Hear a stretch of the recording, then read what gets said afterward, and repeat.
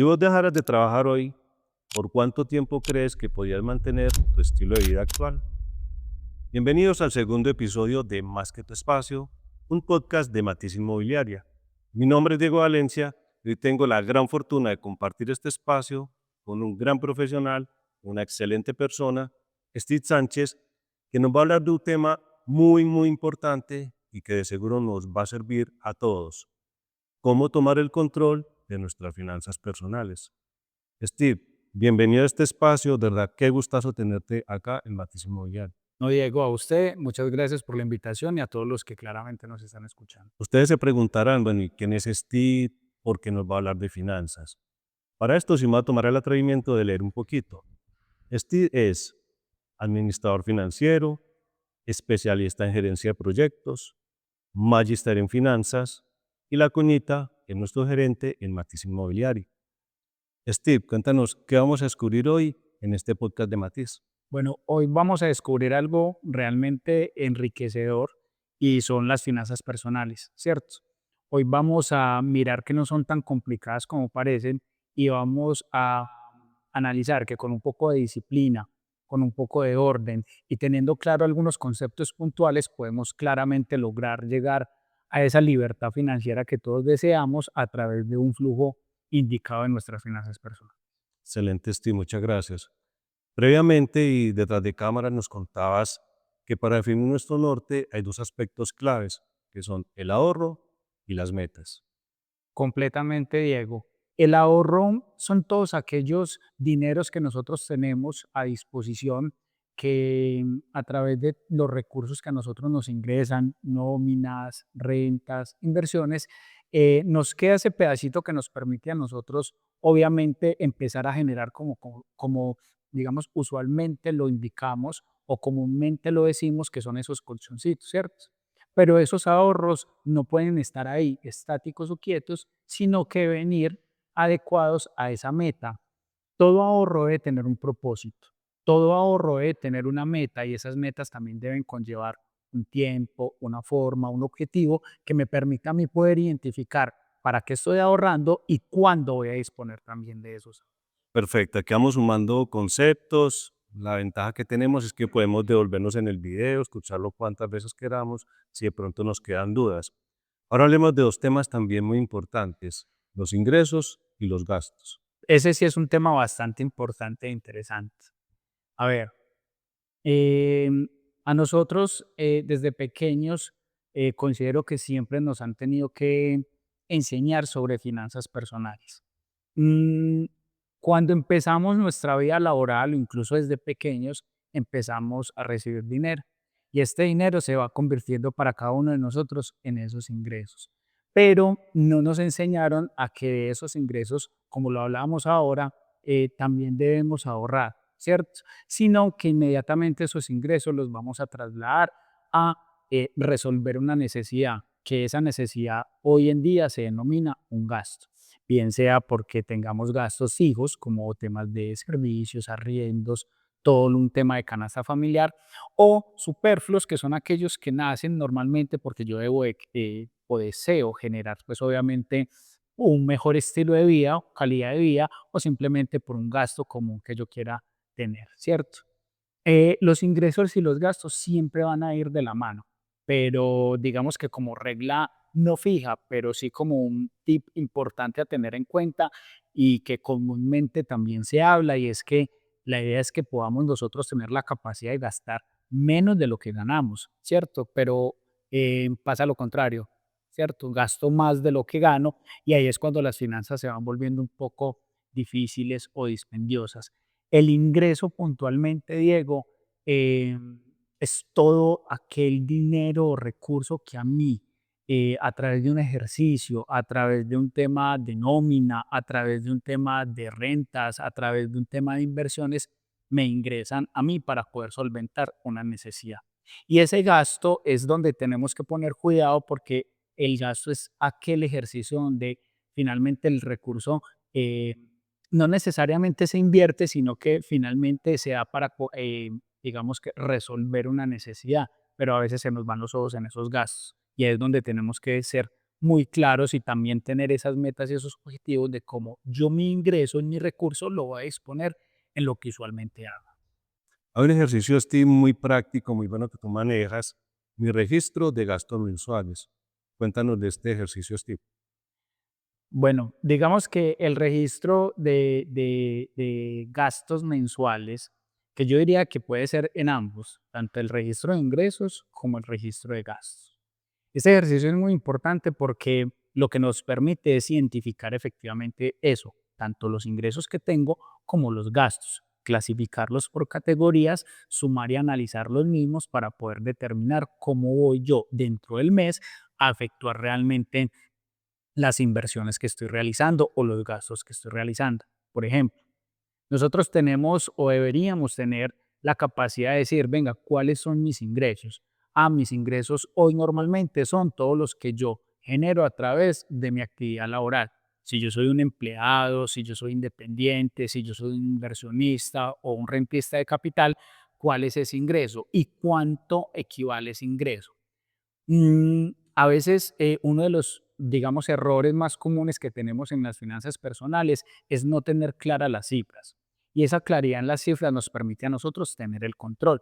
Debemos de identificar muy bien de dónde vienen nuestros ingresos y cuántos son. A veces incluso no tenemos claro cuánta plata me ingresa a mí, cuánta plata gano. Tenemos una cifra, la mayoría de nosotros como empleados, por ejemplo, tenemos cifra de cuánto es nuestro salario, pero finalmente no tenemos claro cuánto realmente es lo que nos está ingresando. Y desde allí parte realmente la atención que yo debo de poner para poder generar lo que sigue, que es decir, el gasto. Y en los gastos, digamos que ahí es donde sí debo de poner toda la atención, porque los gastos, aunque a veces parezcan insignificantes, suman, ¿cierto? Eh, Solemos incluso indicar, en este caso, que digamos que para el registro de estos gastos mensuales, de manera puntual, es muy importante separarlos. Por ejemplo, pensar en cuáles son mis gastos fijos y cuáles son mis gastos variables. Los gastos fijos son muy fáciles de concretar. Los gastos fijos son el alquiler, los servicios públicos, el mercado, ¿cierto? Y cuotas puntuales que yo tenga que pagar si tengo tarjetas de crédito, créditos bancarios, hipotecarios, cualquier tipo de obligaciones que sean fijas que yo tenga la capacidad, por ejemplo, de indicar y que tengan un uso constante dentro del mes sin variar mucho. Por eso son fijos. Y aquellos gastos variables, ese registro es muy importante aún, porque a veces nos acostumbramos a tener muy en claro el gasto fijo, pero el gasto variable lo obviamos. Y lo obviamos porque parece minúsculo. Entonces, una persona que hoy se gana 100.000 pesos y tiene unos gastos fijos de 50, en su mente considera que tiene esos 50.000 pesos para gastárselos en sí. Incluso a veces no vemos el sentido del ahorro. Por ejemplo, hombre, de esos 50 voy a sacar 10 para, para ahorrarlos y 40 los tengo seguramente para generar algún gasto o mejoramiento en la calidad de vida de cada uno de nosotros. Pero, ¿por qué se hace importante, Diego, eh, determinar muy bien ese registro del gasto más que todo en los variables? Porque allí entran lo que comúnmente llamamos o conocemos como gastos hormigas, que son todos aquellos que yo salgo un día cualquiera y me antojo de un tinto, o me antojo de una gaseosa, o de un almuerzo en la calle, y no quiere decir que yo no los pueda obviamente realizar. Lo que debemos tener es conciencia de ellos, cuánto tinto o cuánta plata en tinto me estoy gastando en el mes, o en la quincena, o diario, o cuánto me estoy gastando yo comiendo en la calle, o cuánto me estoy gastando yo incluso a veces adquiriendo deudas variables que hoy no tengo, digamos que un sentido de realidad. ¿Qué quiero decir con ello? Que muchas veces vemos el valor del dinero pequeño. Lo que son 2.000 pesos en un tinto, pues esos son pequeños, esos son solamente 2.000 pesos. O cuando voy y me compro un pastel, son otros 3.000 pesos, pero es un gasto pequeño. O cuando estoy pasando por cualquier almacén y quiero sacar un crédito y la cuota me queda en 15.000 o 20.000 pesos, es un gasto pequeño. Pero sumar todos estos gastos pequeños, a veces ese gasto variable se convierte en un mayor valor que incluso el gasto fijo que tengo. Y ahí es donde nosotros debemos de empezar a llevar un registro muy puntual de los gastos. La gente, cuando explicamos este tipo digamos que de conceptos, se va un poco al extremo o piensa incluso con un poco quizá de pereza, y es normal, de que, hombre, entonces tengo que empezar a apuntar hasta el tinto o el chicle que me compro. No necesariamente, es tener un poco más de conciencia en esa variable del gasto, porque cuántas veces no nos hemos preguntado, yo creo que a todos nos ha pasado, y es que un día teníamos 5.000 pesos y al otro día no, ya no están. Teníamos 100.000 y al otro día no están. Y nos hacemos la pregunta, ¿viste? Pero yo tenía la plata y ya no está, ya no la tengo. Claro, eh, pues si no estás porque te la gastaste, ¿cierto? El punto es pensar en qué te la estás gastando, ¿cierto? En qué estás supliendo, qué necesidades estás supliendo, que si tenga esa necesidad puntual para poder obviamente tener ese control de los gastos. A nivel de gastos fijos, en este registro mensual, nosotros tenemos que calificar estas categorías en temas de vivienda, ¿cierto? Yo tengo que tener un rubro para decir si vivo en arriendo o tengo ya la fortuna de tener un casa fija, pero también validar el gasto fijo de prediales, servicios públicos o el crédito hipotecario. Son gastos que están fijos. Todo el tema de transporte, bien sea porque utilicemos transporte público o porque tengamos transporte privado, pero también tenemos que considerar todos los temas que conllevan al transporte en términos de gasolina, que SOAT, que técnico-mecánicas, entre otras. Todo el tema de alimentación y la canasta familiar también se categoriza dentro de los temas fijos. Entonces, mira, Diego, que hay, digamos que gastos muy puntuales que yo puedo, como persona natural, empezar a identificar, pero más que identificar, porque todos los conocemos, es empezar a tomar, y esas cobra sentido la pregunta que hacías, es tomar registro. Tomar registro es abrir una hoja de Excel, es llevarlo en un cuaderno. Venga, ¿cuánto me ingresa? El primer registro de ingreso, cuánta plata tengo yo real, no cuánto me gano en nómina, porque recordemos que de ahí nos van a tener unos descuentos por salud, por pensión, sino cuánto me llega realmente. Y de eso de cuánto me llega realmente, venga, cuánto hoy a través del gasto fijo en arriendo, en servicios, en alimentación, en transporte, entre otros, yo tengo obviamente la capacidad de generar esos pagos y después revisar el variable. Incluso cuando hacemos estos ejercicios vamos a encontrar sorpresas donde muchas veces el gasto variable es mucho mayor al gasto fijo. Cuando nosotros empezamos a sumar y analizar estos cálculos, ahí identificamos realmente si nosotros tenemos hoy la capacidad, y aunque suena un poco como feo o brusco, de si estamos viviendo o sobreviviendo. Entonces muchas veces dice la gente, es que con lo que me gano no vivo, y uno dice, ¿y si te ganaras más vivirías mejor? No se sabe porque entonces empezás a gastar más sobre esa necesidad que hoy no nos enseñaron a controlar, que no nos enseñaron a controlar ese gasto de si es necesario o es importante, si es fijo o es variable, si lo necesito o no lo necesito, sino que gastamos en la medida que nos ingresan para solventar obviamente a veces esas necesidades que teníamos, pero que hoy podemos de pronto claramente soportarlas con lo que estamos ganando, pero hay que ser conscientes. Entonces, cuando hablamos de ejercicios prácticos de registrar gastos mensuales, la invitación realmente a quienes hoy nos escuchan es empecemos a llevar un presupuesto. Honestidad, que hay mucha información muy valiosa, pero también haces unos cuestionamientos que vienen totalmente al caso. Continuando con el tema de los gastos, ¿cuáles son esos tips que nos pueden ayudar a controlar los gastos?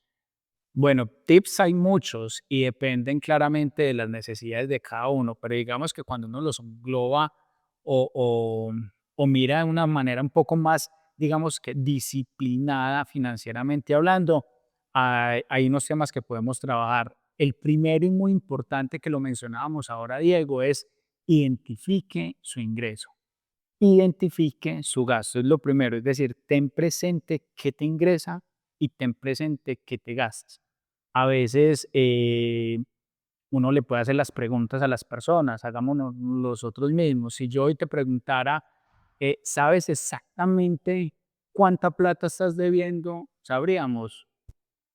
Puede que sí, puede que no, ¿cierto? Porque A veces, no, yo sé que debo, sí, pero ¿sabes exactamente cuánto? Conocemos las deudas grandes, las que tenemos con el O en banco. cuánto tiempo, Eso. ¿cierto? ¿Cuánto tiempo me falta por pagar? ¿Cuánto tiempo tengo que esperar, ¿cierto? Eso es importante saberlo. Entonces, primero, identificar muy bien cuánto es lo que tengo en ingresos y qué es lo que debo de los gastos. Luego de eso, determinar metas. Las metas nos recuerdan qué es lo que yo quiero lograr y a través de eso que yo quiero lograr evito gastos, ¿cierto? Si yo quiero viajar, hombre, hay que empezar a ahorrar, hay que empezar a disminuir un poquito el gasto en X o Y situación. Si yo quiero comprar una casa, un carro, si yo quiero hacer algo, obviamente debo de bajarle a otro tipo de gastos, a no ser pues de que tengas un recurso bastante importante que te permita a vos igual seguir ese ritmo de vida de gastos y que también puedas adquirir esas metas que querés. Y aquí algo importante también es que son metas individuales, pero también hay metas de familia, hay que involucrar todo ese núcleo familiar. Por supuesto que sí. Cuando vivimos solos, pues las metas serán individuales, pero cuando vivimos en familia, pues es el recurso financiero del colectivo, ¿cierto? De todos los que están en el hogar y que claramente todos contribuyen porque finalmente es esa finanzas familiares, ¿cierto? Aquí estamos hablando de finanzas personales, pero esto también es llevado al tema de finanzas familiares. Por ejemplo, cuando otro tip es, hombre, hay que hacer una lista de compras, ¿cierto? Eh, ¿Por qué hay que hacer lista de compras? Cuando vamos al supermercado, cuando vamos a hacer nuestra compra en series, hay que planificar qué es lo que yo voy a comprar, hay que tener un rubro destinado, no hay que mercar, como se dice coloquialmente, con hambre, ¿cierto? ¿Por qué? Porque entonces quiere uno llevarse todo el supermercado y al final también resultamos comprando cosas innecesarias, no queriendo decir con esto que no vayamos a darnos algún otro gusto que nosotros queramos, pero no puede ser una constante que se pase de esos presupuestos que inicialmente hablábamos que debemos de empezar a considerar, ¿cierto? Y que debemos ir a ajustar el gasto. Entonces, la meta clara nos dice a dónde podemos llegar y qué gastos evitar. Hacer una lista de compras en temas de supermercado también nos disminuye considerablemente el precio. Hagan la lista del mercado, no saben eso cómo les puede cambiar, porque uno a veces va y merca y uno dice, necesito esto y lo coge, no nos damos cuenta que ya lo teníamos. Controlar lo más posible el efectivo, ¿cierto? Hoy tenemos muchas posibilidades a nivel tecnológico donde cualquier entidad bancaria tiene sus apps, ¿cierto? Y nos permiten a nosotros ser un poco más controlados con el efectivo, no dejarlo de tener, claramente, pero al no tenerlo tan disponible, a veces intuitivamente eso nos jode un poquito más. Entonces, procurar bancarizar un poco más nuestros servicios financieros. Ahorita hablabas del tema de la familia y con el tema de la familia, por ejemplo, compartir las metas con el grupo familiar es importante porque así todos contribuimos a disminuir el gasto, pero también alcanzar esos ingresos o alcanzar esa meta que nosotros buscamos. Hablábamos también, por ejemplo, de conocer las deudas.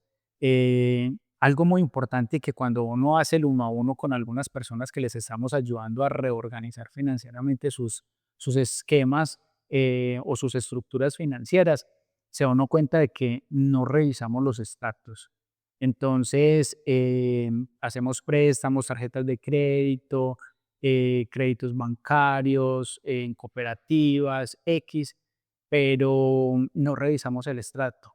Simplemente tenemos en la mente que tenemos que pagar una cuota constante, pero no revisamos si la tasa cambió, si nos bajó, si nos subió. No, es que era tasa fija, sí, pero revisa si puedes hacer una compra de cartera, si puedes vender la deuda, si puedes refinanciar la deuda, si es que estás, pues digamos que colgado, tenés un poco flujo que te permita a ti revisar. Hay que revisar las facturas, ¿cierto? Suele pasar en el tema de facturas y extractos que muchas personas suele con los servicios públicos. No, lo que llegó es lo que es. Pero venga, y si llegó más, porque llegó más, si estamos gastando más luz, si estamos gastando más agua, es ser un poco más consciente porque la información nos llega y no es solamente pagar, es saber, obviamente, hacerlo. Analizar los extractos bancarios.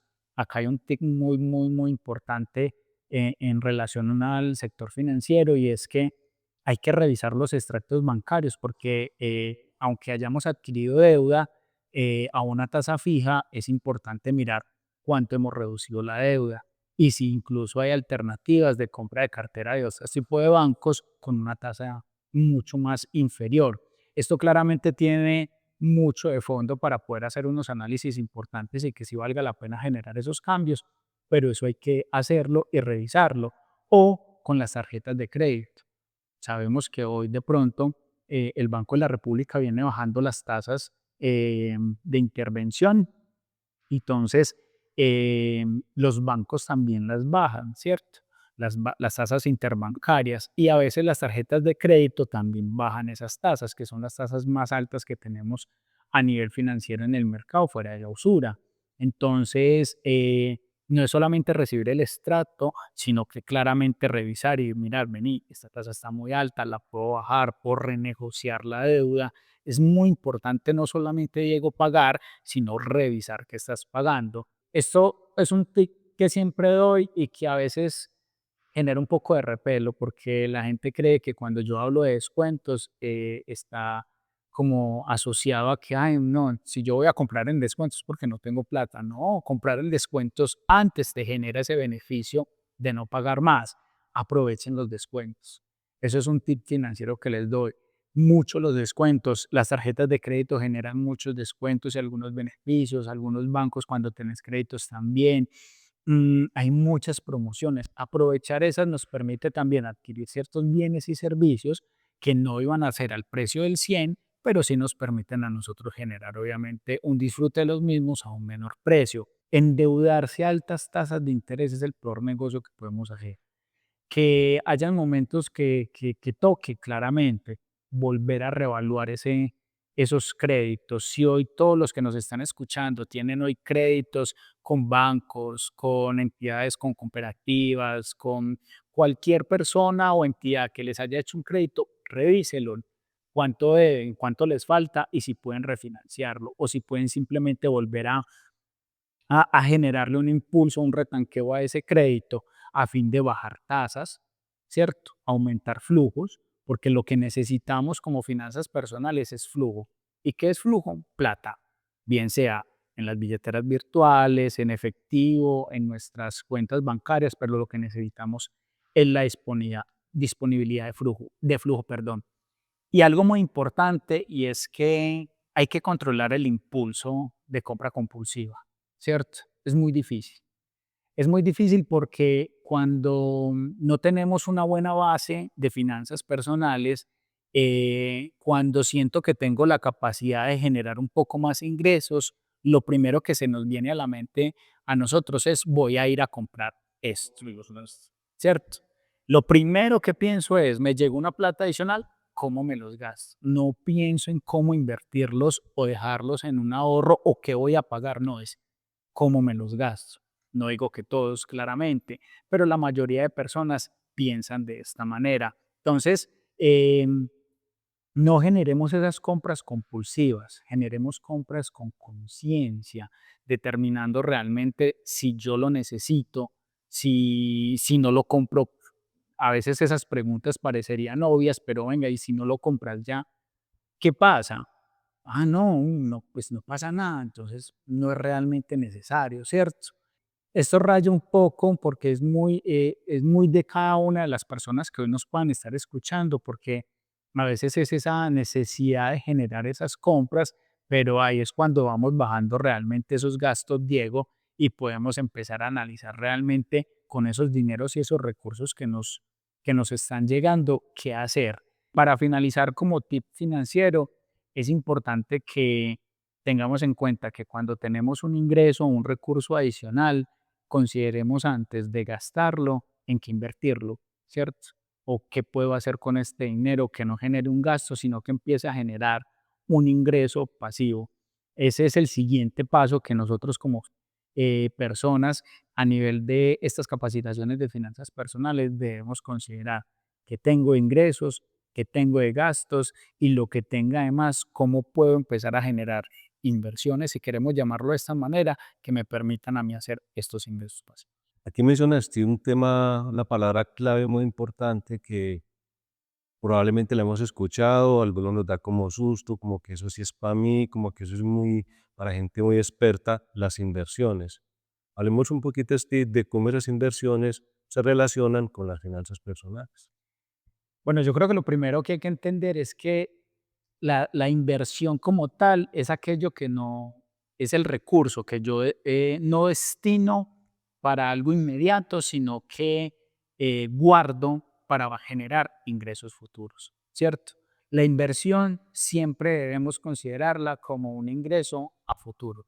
No lo veamos como un ahorro tradicional, sino como un potente ingreso futuro, ¿cierto? Mm, Hay que soltar el miedo y el tabú que tenemos nosotros como personas naturales a través del tema de inversión. Cuando hablamos de inversiones, la gente cree que hay que hacer inversiones de altas sumas de Y dinero. pensamos que está estrictamente relacionado con la bolsa de valores. Sí, eso es una falsa creencia realmente. Si bien claramente la mayoría de las inversiones a nivel de bolsa o en temas rentísticos se van a hacer en la bolsa de valores, también podemos empezar a hacerlas nosotros de manera individual como otras formas de inversión, ¿cierto? Hay muchas posibilidades de inversión y cada una se adapta a la necesidad y al recurso de cada uno de nosotros, ¿cierto? Entonces, para invertir, lo primero que tenemos que hacer, Diego, es aprovechar las oportunidades que tenemos de revisar dónde puedo invertir. Y para yo saber dónde puedo invertir, tengo que estudiar el cómo, el dónde, cuánto tiempo, cuánto dinero, porque no nos puede pasar lo que ocurría hace años y que incluso puede que pase también de alguna u otra manera cuando teníamos el tema de pirámide, ¿cierto? Eh, hay que retirar, más que quitar, hay que retirar la falsa creencia de que el dinero fácil es eso, fácil, de que yo invierto aquí y me van a dar unos excedentes gigantísimos en poco tiempo. No, digamos que el dinero no funciona de esa manera, ¿cierto? Entonces, hay que estudiar, hay que capacitarnos. Estudiar no es irnos a hacer una carrera por 5 años o N tiempo en una universidad para saber invertir. Estudiar es conocer realmente dónde voy yo a poner mi recurso para que me genere a mí una renta. Mm, Es también acercarnos a las personas que realmente saben del tema, que nos pueden guiar. Diego, correcto. Hay que sabernos asesorar y saber a qué tipo de personas llegar.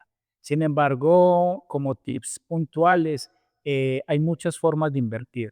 La más usual y común es que si yo tengo un excedente de dinero, un ahorro que deseo invertir y no gastar realmente, sino que prever un mejor futuro de ingreso, estos CDTs, ¿cierto?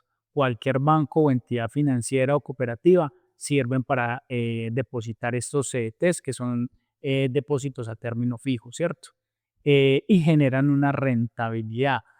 Es importante indicar esa rentabilidad, conocer qué es la rentabilidad, cuánta plata me va a rentar si yo meto 1.000.000 y lo voy a retirar en un año, eso cuánto me va a rentar, y no pensar que es un error muy, digamos, que constante que tenemos, es que, ah, no, eso renta muy poquito, o no, es que yo que voy a meter 1.000.000 de pesos y eso en un año me va a dar 300.000, cuando mucho, qué sé yo, ¿cierto? Porque depende de la Y ahí rentabilidad. ya te comparamos con lo que mencionabas ahorita de las pirámides, que Exactamente. Entonces, a veces no es ver ese poquito de esos 300.000, es saber que si hubieras empezado hoy o si hubieras empezado inversiones de 10.000 o 20.000 pesos hace 20 años, ¿cuánto valdrían hoy? De esos 10.000 o de esos 20.000 o de esos 30.000 que te estaban rentando. proyectarse también de aquí a futuro. Totalmente. Por eso decimos que las inversiones es ese dinero que tengo que no es un gasto, ¿cierto? Y que me va a generar unos retornos futuros. El CDT es una muy buena opción. Ahora, si queremos ser un poco más arriesgados, si queremos ser un poco más, digamos que experimentados o conocer un poco más, también tenemos inversiones, como lo de bien decías ahorita, en la bolsa, en el mercado de valores, ¿cierto? Por temas de acciones, mercados de divisas, que ya sí son, digamos que temas un poco más, no digamos que complejos, pero que sí tienen cierto grado de análisis más puntual, pero que también tenemos esas herramientas de ingresar a ellos a través de plataformas como Trip, que es una que nos puede generar claramente inversiones que puedes comprar una acción de cualquier empresa, de Ecopetrol, de Bancolombia, de esos gastos que hablábamos inicialmente, pequeñitos, que son de 20, 30.000 pesos. Hoy le invito a la gente que esos 20 o 30.000 pesos empiece a comprar esas acciones y que no vea que esa acción le está generando 1.000 o 2.000 pesos, sino que vea a futuro en N cantidad de años que eso se va capitalizando y va a tener realmente valores interesantes que el día de mañana Claro, puedes y vender. comparado con el gasto te está quitando, la inversión te está dando. La Puede que inversión poco, pero siempre va a te estar ahí. La mejor, digamos que en el entorno en que nosotros estamos, pues siempre va a ser una inversión inmobiliaria, una inversión puntualmente en terreno o inmobiliaria, pero esto requiere unos capitales más importantes, lo que no quiere decir que no se pueda lograr, pero que claramente debe tener también una consideración en el paso a paso de cómo yo llegar a ello sin estallarme, sin endeudarme, sin sobrevalorar, obviamente, el flujo que yo tengo hoy para el día de mañana no hacer inversiones equivocadas. Entonces, revisen CDTs, revisen fondos de inversión, revisen carteras colectivas o acciones a través de distintas plataformas que hoy tiene el medio para que les permita, obviamente, generar esos temas de inversión y consolidar realmente esos rendimientos, esos plazos, determinar ese riesgo, pero que finalmente, sin lugar a duda, si empezamos hoy, realmente el día de mañana vamos a tener unos valores bastante considerables. ese tema, definitivamente nos da para tener otro podcast completo y nos extenderíamos mucho más. Pero Correcto. quiero que toquemos también un tema muy importante y que lo traigamos aquí para todos quienes nos están escuchando y viendo, los créditos. Hablemos de los créditos, Steve. Bueno, los créditos, un buen manejo de crédito nos permite a nosotros tener esa capacidad ante el mundo financiero, ¿cierto? El mundo financiero a nosotros nos ve a través de los scoring y a través de la capacidad de pago que nosotros tenemos. Los créditos son funcionales, sirven y aunque puedan condenarme algunos otros colegas, yo diría que hay que tenerlos. Los grandes inversores y las grandes personas con mucho capital se fondean a través del crédito porque a veces sale más barato adquirir un crédito que pagar con recursos propios. Eso es un tema muy financiero, pero que finalmente aplica. El crédito es fundamental. ¿Por qué? Porque nos permite alcanzar esa meta que hablábamos inicialmente para poder llegar a un logro de una vivienda, de un carro, de unas vacaciones, valores que son bastante altos, que seguramente uno apunta de ahorro, quizás no le va a dar, pero que planeando financieramente cuotas, planeando financieramente tiempos, puedo llegar a tenerlos y qué más que un crédito que me pueda llevar a ello. Sin embargo, debo de tener en consideración ciertos temas importantes a la hora de yo tomar un crédito. Lo primero que tengo que validar es en dónde. Entonces, en qué tipo de entidad. Un banco, una cooperativa, un fondo de empleados, una persona natural, ¿cierto? ¿Dónde voy yo a tomar el crédito? ¿Qué garantías me va a generar a mí ese crédito? Em, ¿Qué organismos de control, cierto, tienen estas personas o estas entidades para generar obviamente esos créditos? No podemos caer en el error de empezar a generar estos créditos en lo que hoy comúnmente denominamos como gota a gota, porque son intereses exorbitantes en valores que al final eso son deudas que se recapitalizan y uno nunca va a terminar de pagar. No, finalmente los créditos deben ser con entidades vigiladas, bancos, cooperativas, fondos, incluso personas naturales, dependiendo los montos, que me permitan a mí, obviamente, adquirir ese crédito. Entonces, para tener un buen manejo de crédito, lo primero que tengo que determinar es con quién voy a hacer el crédito, en qué entidad voy a hacer el crédito. Luego, ¿qué tipo de crédito? El tipo de crédito depende del uso. Entonces, hay créditos de libre inversión, ¿cierto? ¿Para qué? Para la destinación que yo le quiera dar al recurso. Hay créditos de vehículo, hay créditos hipotecarios de vivienda, hay créditos de compras de cartera. Hay una cantidad de créditos dependiendo de las entidades financieras que me permiten a mí determinar qué tipo de crédito. Y esto se hace muy importante porque cada uno de ellos determina realmente la tasa de interés, que es muy importante. Ahora vamos a hablar de ella, el plazo, las garantías, que es la prenda. Si yo hago un crédito de vivienda, la garantía será claramente la vivienda. Un crédito hipotecario, la garantía es la vivienda. Un crédito de vehículo, la garantía es el carro, ¿cierto? En algunas ocasiones, en otras no. Un crédito de libre inversión es un crédito de alto riesgo para el banco, que cuando se lo hacen o no lo hacen a nosotros, lo que determinan es realmente que tengamos nosotros, como en cualquier otro crédito, la capacidad de qué, de pagar la cuota mensualmente por el tiempo determinado. Ese buen manejo de crédito a mí me permite tener apertura en las entidades financieras, me permite aumentar el scoring, me permite tener rotación y al final me da flujo para poder alcanzar las metas que yo quiero. Pero lo más importante en el manejo del crédito es poder usted determinar plazo y tasa. El plazo es el tiempo que te vas a demorar en pagar el crédito y la tasa es el valor que te van a cobrar por ello. Comúnmente a veces hacemos es que decimos, no, es que yo voy a prestar 10 millones de pesos, pero termino pagando 20. Yo le digo a las personas, hombre, sí, pero finalmente pues es el banco el que también debe de ganar. Lo que tenés que considerar es el tiempo y la tasa en la cual te están prestando. A hoy, digamos que las tasas están un poco más bajas de lo que estaban hace un año y medio, 2 años, están bajando, es un buen momento de adquirir ciertas obligaciones, perdón, o de generar compras de carteras de obligaciones pasadas, que obviamente bajen un poco esas cuotas o me permitan a mí estar un poco más tranquilo en el valor del pago que yo estoy realizando. Y la tasa de interés cobra un valor fundamental. A menor tasa, claramente, menor pago, pero el tiempo también juega un papel importante porque cuando estiramos el tiempo mucho, muy largo, ¿cierto?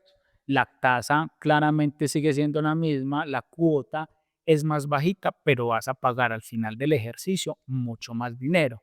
Pero si vos abonas cuotas extras al capital, si vos de pronto lo pones a un corto tiempo, pues claramente puede ser más sencillo realmente el pago. Y sumado a ello también se hace muy importante hablar de las tarjetas de crédito. Las tarjetas de crédito a veces están un poco, si vale la pena mencionar la palabra, como satanizadas. A la Sí, gente sí, les es el miedo. logo que tenemos todos ahí. Entonces, no, yo no voy a tener una tarjeta de crédito porque es que eso cobran muchos intereses o eso es un embale. No, realmente ningún producto financiero es un embale, ninguno. Lo que tenemos que tener claro es lo que siempre hemos hablado desde el principio, cuánto te estás ganando y cuál es tu capacidad de generar el gasto, porque al final una tarjeta de crédito, tengamos esto en claro, una tarjeta de crédito no amplía tu ingreso. Lo que está haciendo es adelantando un gasto, ¿cierto? Cuando yo adquiero una tarjeta de crédito, no es que tenga más plata, estoy adelantando un gasto futuro. ¿Por qué? Porque si yo la uso, en algún momento lo debo de pagar, ¿cierto? La tarjeta de crédito me parece que es de los mejores beneficios financieros que puede tener una persona bien usada, ¿cierto? Las tarjetas de crédito deben de tener un uso correcto. La tarjeta de crédito no es para ir de compras, como usualmente lo vemos a veces de manera jocosa y estar comprando todo, porque al final es un gasto que tienes que pagar, ¿cierto?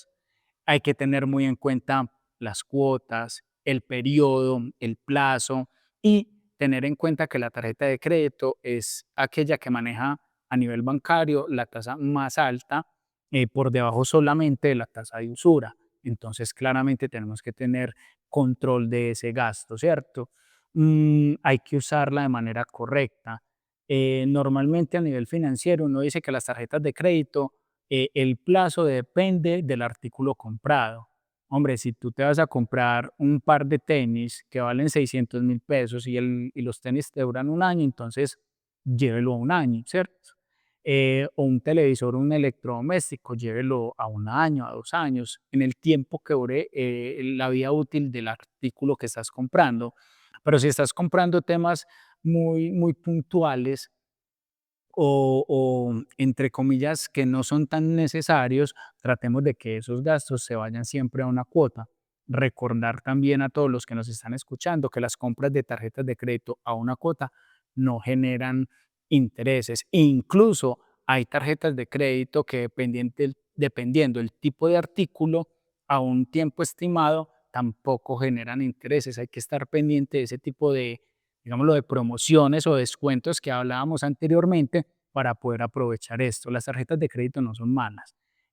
A veces el malo es uno en el manejo Y el en que le da. desconocimiento que juega un papel ahí fundamental. Efectivamente, miren, dentro del tema de las tarjetas de crédito, hay un factor fundamental que muchos no vemos y es las fechas de corte.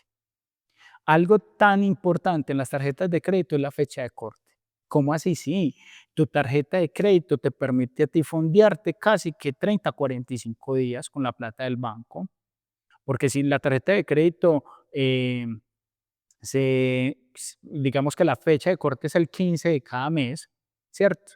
Y vos pagaste el valor, vos vas a empezar a hacer compras desde el 15 hasta el otro 15, ¿cierto? Ah, bueno, corta el 15 de cada mes, pero se paga el 30, ¿cierto? Entonces vos vas a empezar a hacer compras del 15, hiciste toda esa quincena, más la otra quincena del mes siguiente, y vuelve y corta, pero tenés que pagar al 30. O sea que te da casi que 45 días de gracia para el pago de tus compras. ¿Qué es lo que tenés que tener en cuenta? Que tenés que ser muy consciente de que lo que estás comprando tenés que pagarlo en 45 días. Entonces, mira que a veces es un avance que nosotros hacemos, pero es ser consciente de ello.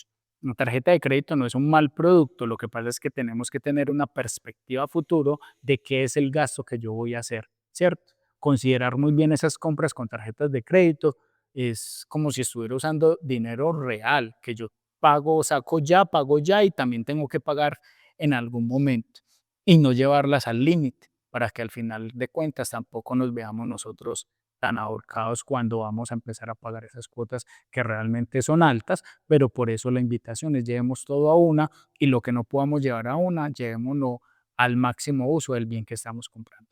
Excelente, hay mucho conocimiento acá y en este universo tan amplio de las finanzas hay un concepto que creo que muy pocas veces tenemos en cuenta y son los seguros. Háblenos un poquito, Steve, qué son los seguros y cuáles son los beneficios. Dentro del tema de finanzas, la seguridad es primordial, ¿cierto? Y los seguros juegan un papel importante. A veces cuando pedimos un crédito, cuando estamos haciendo un crédito hipotecario, un crédito de vehículo, un crédito de libre inversión, nos cobran un seguro de vida, un seguro contra el desempleo, ¿cierto? Porque lo que hace un seguro es prever una acción futura que te va a suceder. Yo no estoy libre de que me vaya a pasar algo el día de mañana, no lo sabemos. Lo que hacen esos seguros es simplemente, digamos que disminuir ese riesgo latente que puede o no pasar, pero si pasa es mejor tenerlos. Hay todo tipo de seguros y a nivel financiero es muy importante asegurar más que todos nuestros activos. Cuando yo hago una inversión, bien sea en un vehículo, en el hogar, en equipos móviles hoy en día o en cualquier tipo de artículos que para mí sean importantes, eh, hay que pensar en asegurar, hay que pensar en tener seguros para ellos, ¿cierto? Porque vamos a hablar el más sencillo, los vehículos. Entonces muchas personas cuando sacan un crédito de vehículo es obligatorio tener el seguro del vehículo. Y no me refiero al seguro del SOAT, no al seguro como tal del vehículo. Pero cuando pagan el vehículo dejan de pagar el seguro. Y esto es un Porque error consideramos que es un gasto que es un gasto. capitado. Exactamente, y esto es un error garrafal, porque no estamos exentos de que algo nos pase, ¿cierto? Yo no digo que sigamos pagando esos seguros, que algunos son muy, muy, muy altos, sino que tengamos conciencia de qué es lo que yo deseo asegurar. Hombre, seguro contra terceros, seguros por pérdidas, por daños, por hurtos, cuando estamos hablando de vehículos, en las viviendas. ¿Cuántas veces no hemos visto que se incendian las viviendas por alguna situación, por errores, por temas de circuitos, cualquier novedad que al final tampoco consideramos nosotros esto dentro de nuestros flujos y dentro de nuestros gastos. Nadie saca un gasto diciendo, esto por si se incendia la casa o esto por si me choco, no. Pero los seguros nos permiten a nosotros cobijarnos y tener un respaldo en el hipotético caso de que algo pueda ocurrir. Seguros hay muchos y pudiésemos, como decías ahorita, hablar enormemente temas de seguros. Hay seguros de salud, seguros de vida, seguros de vivienda. Hay una infinidad de seguros. Hay que empezar a tomar y conocer. Cuando conozco mi ingreso, cuando conozco mi gasto, cuando tengo mis activos financieramente hablando, empiezo a conocer de seguros para poder salvaguardar todo eso que he empezado a construir y que no se va a convertir claramente en un gasto, sino que estoy disminuyendo un posible riesgo en el caso hipotético de que algo ocurra. Incluso, Diego, para resumirte y terminar con el tema este de seguros, es importante indicar que a veces cuando yo me aseguro, también estoy asegurando no solamente el activo o el bien para mí, sino que también estoy asegurando a mi familia, ¿cierto? Para que el día de mañana no sea a ellos los que les quede, como coloquialmente decimos, el problema, sino que ya tenemos también un respaldo para ellos. Definitivamente tienen muchos temas para abarcar en este universo financiero y sé que nos van a quedar muchos en el tintero, pero sí quiero que tratemos uno en específico y está relacionado precisamente con la vivienda, la adquisición de vivienda con las finanzas. Esa es una muy buena pregunta, Diego, y es un anhelo. Realmente es un anhelo de las familias, de las personas, y más acá en Colombia, que es adquirir su propia vivienda. Para adquirir vivienda requiere, digamos que unos planes, ¿cierto? Una planificación para poder disfrutar de ese hogar soñado. Primero que tenemos que tener, aquí yo hablaría de manera personal, pero también como con los grupos familiares, es el anhelo ese de alcanzar la vivienda debe de ir acompañado de un plan concreto de ahorro, ¿cierto? Entonces, cuando hablábamos de tener esa información de cuánto me ingresa a mí, cuánto me ingresa a mi grupo familiar, también es cuánto voy a sacar yo para comenzar a ahorrar para esa vivienda soñada, ¿cierto? Ese poco a poco me va generando a mí lo que hoy conocemos comúnmente como esa cuota inicial. Entonces, lo primero que debo de tener yo es ese plan concreto de ahorro. ¿Cuánto voy yo a ahorrar para poder adquirir la vivienda? Segundo, y es tener un sentido de realidad. El sentido de realidad no carece de más de conocer cuál es la capacidad que yo deseo. Ese sentido de realidad es lo que me permite a mí, como persona natural o como mi grupo familiar, de saber a qué vivienda puedo yo llegar, más que con el anhelo o con el deseo, es con la realidad, ¿cierto? Hoy la vivienda en Colombia, Diego, en ciudades grandes como Medellín, Bogotá, Barranquilla, es de 150 salarios mínimos mensuales legales vigentes. Estamos hablando de que hoy una vivienda en Colombia está en 188,5 millones de pesos, bis. Y de ahí para arriba o de ahí para abajo, la que yo deseo obviamente comprar. Pero haciendo un ejercicio con una vivienda bis de 188 millones de pesos, quiere decir que yo debo de tener generalmente o de manera usual el 30%. Estamos hablando de casi 56 millones de pesos. Entonces ese sentido de realidad es tener esas cuentas claras de yo hoy tengo los 56 millones de pesos o cómo puedo lograrlo, ¿cierto? Hay proyectos inmobiliarios en la ciudad donde permiten obviamente ir pagando esa cuota inicial en tiempos, pero es importante determinar que esos proyectos a veces indican que el cierre financiero, es decir, el valor final del inmueble, es a la fecha de entrega. Entonces, por ejemplo, hoy esos 188 millones de pesos es a hoy, 2025, pero si el apartamento te lo van a entregar a ti en el 2029, pues es a ese valor en que estén los salarios mínimos en los que te van a entregar. Entonces, todo eso hay que proyectarlo. Hay que hacer una financiación adecuada.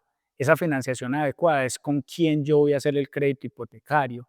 Ahí tenemos una falsa creencia, pero que no es tan falsa en el sentido de que si yo voy a adquirir vivienda no puedo tener ninguna deuda. Hombre, no es que no puedan tener ninguna deuda, es que debemos de tener la capacidad de generar el pago de esa deuda que vamos a tener, ¿cierto? No es que yo tenga que llegar en cero, sería lo ideal, pero digamos que si yo hoy voy a hacer un crédito de 130, de 140 millones de pesos, que la cuota me va a quedar en N tiempo, estoy hablando en ejemplo, de 1,5 millones, es decir, tengo hoy el 1.500.000 para pagarlo mensualmente. Ah, sí, perfecto, ¿cierto? Es conservar esa capacidad de pago para poderlo hacer. Entonces, planificar muy bien, determinar en qué entidad o qué tipo de servicio financiero voy a tomar, hacer una muy buena financiación, empezar a tener esos planes de ahorro muy fijos y hacer esa buena financiación para poder adquirir esa cuota inicial y luego el cierre financiero. Y ahí sí podemos comenzar a pensar en ese disfrute del hogar. Diego, finalmente la vivienda es uno de los sueños que más quiere tener las personas y las familias. Hay, digamos que para finalizar, la invitación sería planificar muy bien los recursos propios y familiares, determinar muy bien los proyectos que vamos a realizar, estudiarlos muy bien, asesorarnos y empezar, porque el sueño realmente se puede realizar. Steve, de verdad, muchas gracias por el tiempo, por toda esta información tan valiosa que nos comparte y para finalizar, unas conclusiones que nos llevemos en este momento. Bueno, conclusiones serían muchas, pero vamos a resumirlas en tres puntualmente. La primera yo diría que es a quienes nos estén escuchando que empiecen hoy a realizar esa ruta financiera, a revisar sus ingresos, sus gastos, a comenzar con sus ahorros, con sus inversiones, con sus proyectos, pónganle fecha a esas metas para que puedan obviamente darle un cierre óptimo en algún momento en el futuro. Entonces, la primera conclusión es empiecen hoy. La segunda es mantengan mucha disciplina. Las finanzas son eso, son de disciplina, son de constancia, son de compromiso y cuando tenemos disciplina podemos lograr esa meta alcanzable. Y tercero es seguir aprendiendo.